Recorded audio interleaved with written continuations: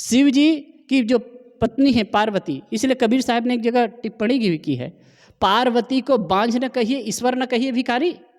क्या पार्वती को बंध्या ना कहा जाए और ईश्वर को भिखारी ना कहा जाए? ईश्वर मतलब शिव जी को। वो तो भीख मांग भव खाई, उनके लिए कहा था, भीख मांग करके वो खाते थे। और पार्वती का कोख कभी खुला ही नहीं।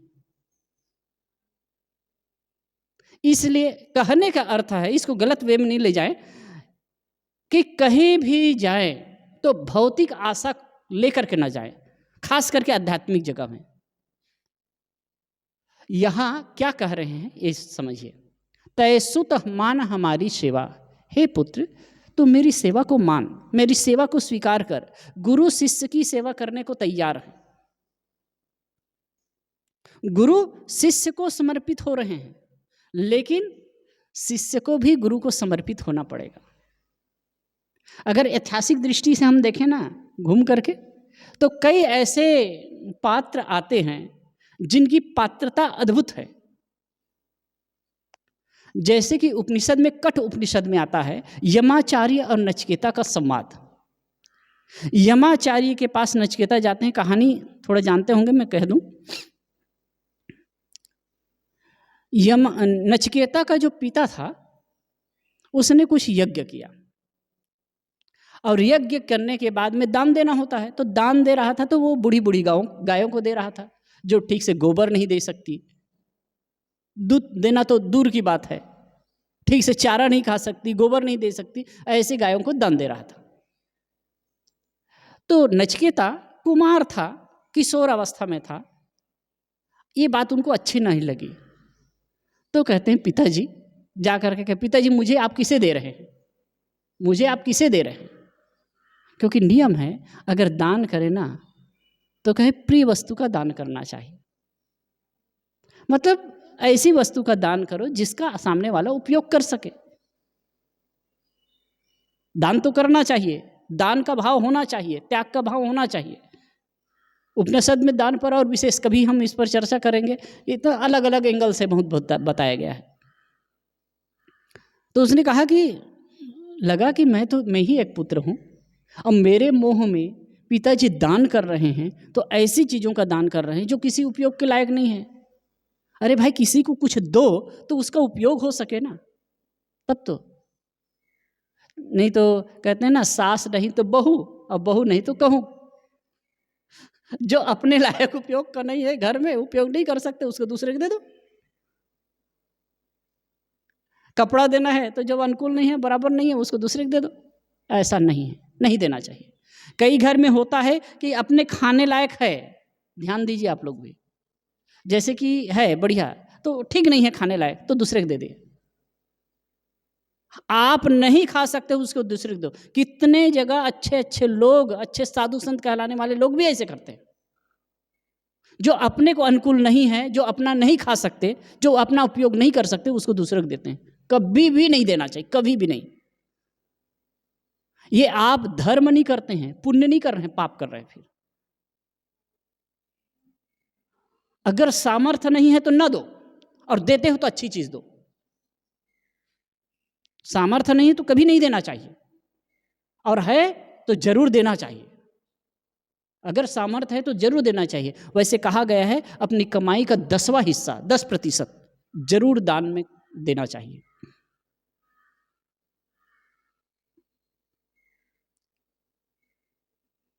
तो दान की बात है, तो यहां गुरु दान कर रहे हैं। तय सुत मान हमारी सेवा, तो कह राज देव हो देवा। हे पुत्र तू मेरी सेवा को मान, मेरी सेवा को स्वीकार कर। हे देव, तुम्हें ऐसा राज्य दूंगा जो कभी नहीं छूटेगा। तो कह राज देव हो देवा, बड़ा मीठा शब्द प्रयोग करते हैं। हे देवा, हे देव, मैं तुम्हें ऐसा राज दूंगा जो कभी नहीं छूटेगा। हाँ, बशर्ते, शर्त क्या है? तू मेरी सेवा को स्वीकार कर ले। गुरु शिष्य की सेवा करने को तैयार हैं, स्वीकार कर लो आप।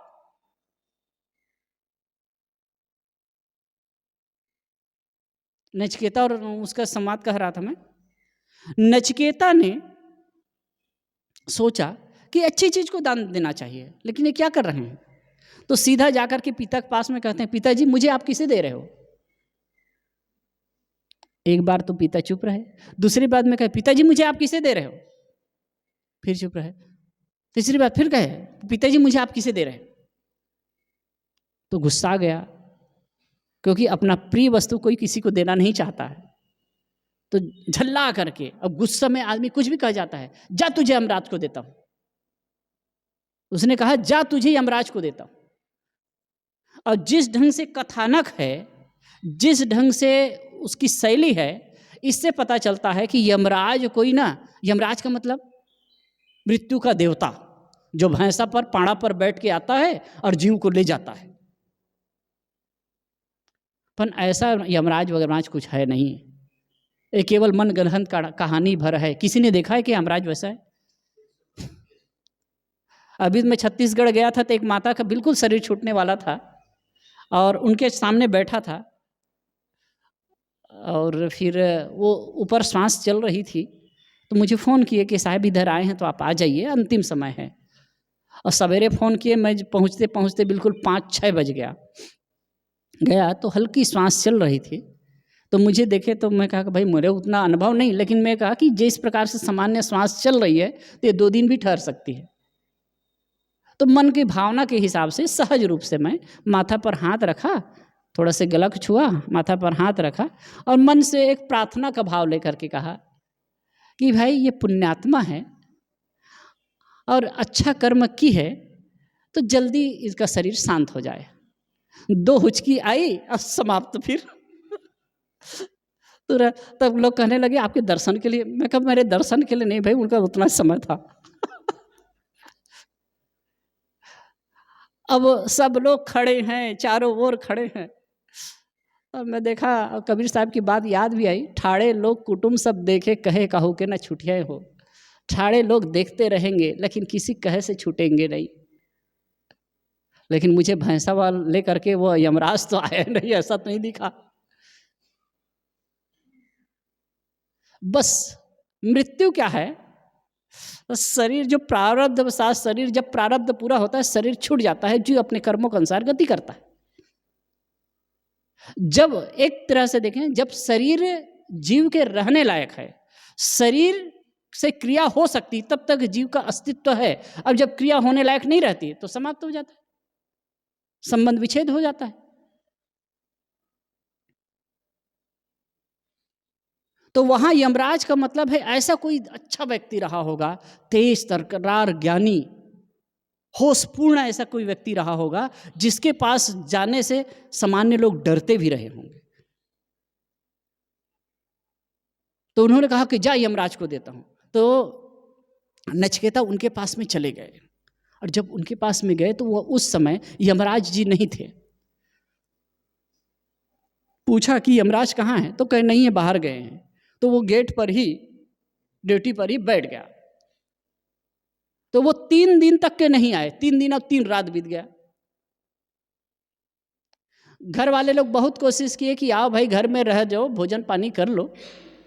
अब मुझे तो नहीं लगता है कि यमराज के यहाँ ऐसे होता होगा। वो यमराज के यहाँ, लेकिन ये जो कहानी है, तो उसने कहा कि भाई आ जाओ अंदर, तो फिर नहीं गया।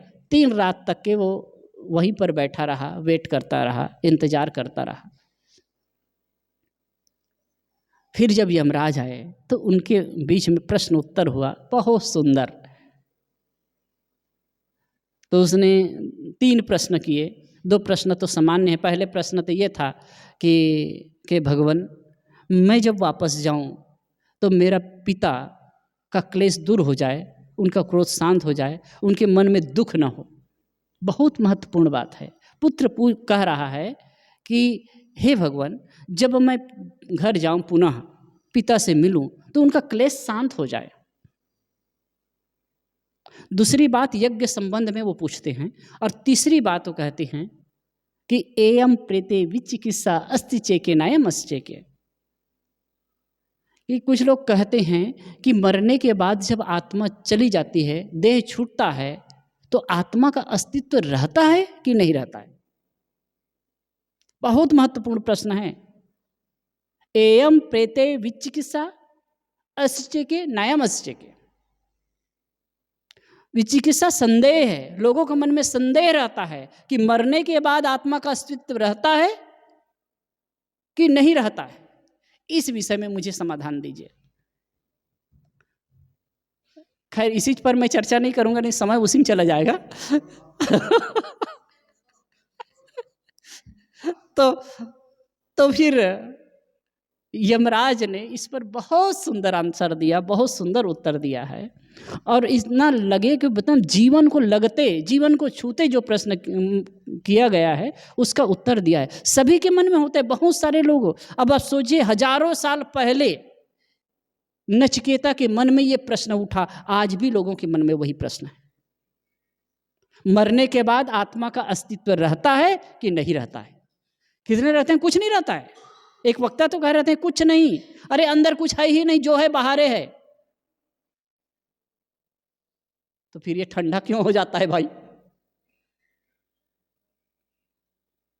भले न समझ पाओ, एक तो भौतिकवादी से चर्चा हुई, विचार हुआ, तो कहे कुछ नहीं आत्मा आत्मा, देखिए कुछ नहीं आत्मा आत्मा, बेकार की बात है। तो मैं कहा कि आप हैं कि नहीं? मैंने पूछा कि आप हैं कि नहीं? तो कहे मैं तो हूं। अब कैसे कहे कि मैं नहीं हूं? और कोई कहे कि मैं नहीं हूं तो भी वो है तभी कह रहा है।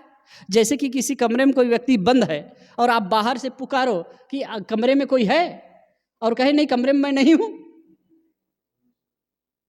वो कह रहा है तो भी उससे सिद्ध हो रहा है कि वो अंदर में है।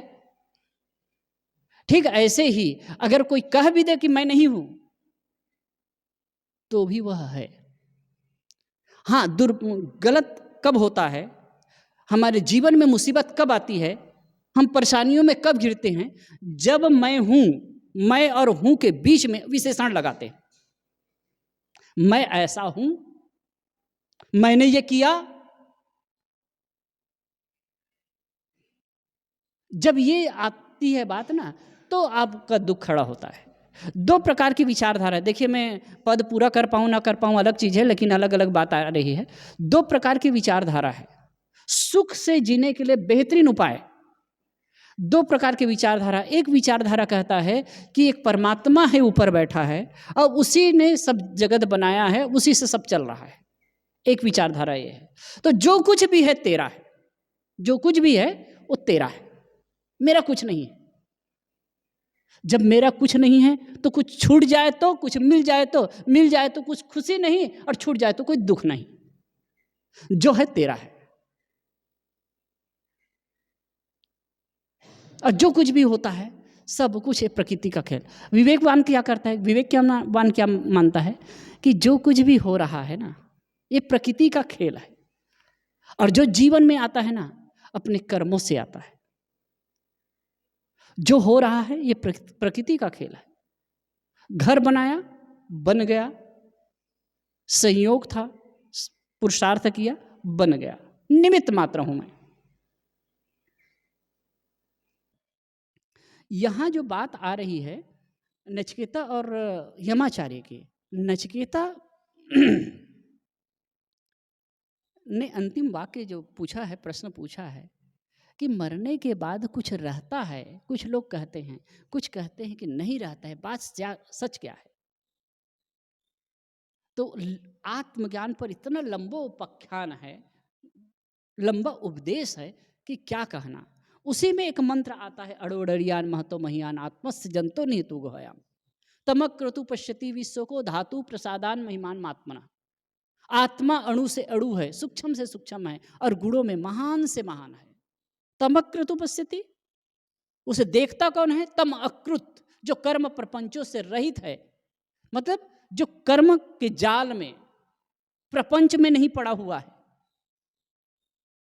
प्रपंच मतलब जब तक जीवन है तब तक कर्म करना है, जब तक जीवन है जीवन संबंधी व्यवहार करना है। लेकिन प्रपंच क्या है? जिन बातों में मन उलझता है वही प्रपंच है, और उन प्रपंचों से जो आपको अपने आप को ऊपर उठा लेता है वही उस असली तत्व को समझ सकता है। और कहे उसको जब जानता है ना तो शौक से पार हो जाता है। अरे इसमें इतने बढ़िया बात है, एक तो बहुत है, यदा पंचावतिष्ठन्ते ज्ञानानि मनसा बुद्धिश्च न विचेष्टति तामाहु परमाम गतिम। कहते हैं परम गति क्या है, श्रेष्ठ गति क्या है, बहुत हो हल्ला होता है। यदा पंचावतिष्ठन्ते, जब 5 अवतिष्ठित, ज्ञानानि मनसा, ज्ञान इंद्रियों के सहित मन भी, जब जीवन में स्थित 5 ज्ञान इंद्रियों के सहित मन और बुद्धिश्च, बुद्धि भी, न विचेष्टति, चंचल नहीं होते हैं, तामाहु, उसे परम गति कहते हैं।